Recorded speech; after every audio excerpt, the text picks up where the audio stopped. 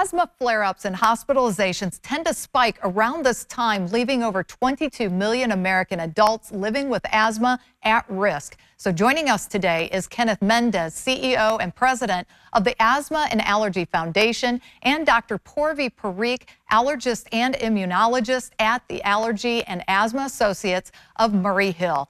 And they are here actually to discuss the impact of asthma peak week and their recommendations for how patients can help reduce their risk of an asthma attack.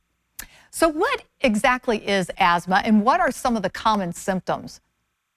Right. So as you rightly mentioned, it is a chronic illness, and typically it's caused by airway inflammation as well as airway narrowing and tightening. And that can present with symptoms of coughing, wheezing, shortness of breath, chest tightness or chest pressure. And often it's triggered by things like allergies, which is one of the most common causes. This time of year, it's allergy season, a lot of ragweed pollen in the air. Also, viruses are the second most common triggers, like cold and flu and COVID. And there's other irritants as well that can trigger your asthma, like poor air quality, pollution and what have you. So there are a lot of factors in this chronic illness. What is the significance of asthma peak week, and how does it impact the asthma community?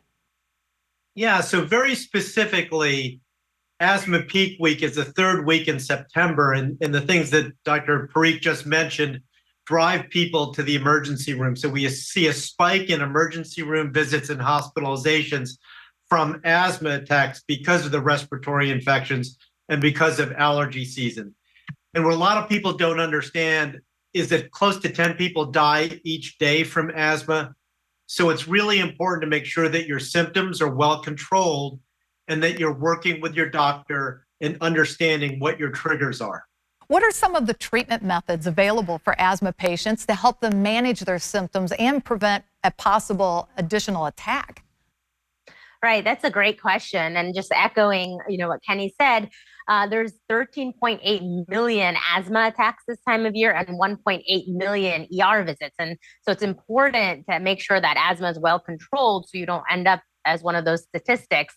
So it's important that we target both that airway inflammation and the airway narrowing and tightening, which a lot of our controller and preventative medications do. But traditionally, up until now, the short acting or our rescue or quick relief medications really only targeted the airway narrowing and tightening. But luckily, there are other options now which target both the inflammation and the airway narrowing.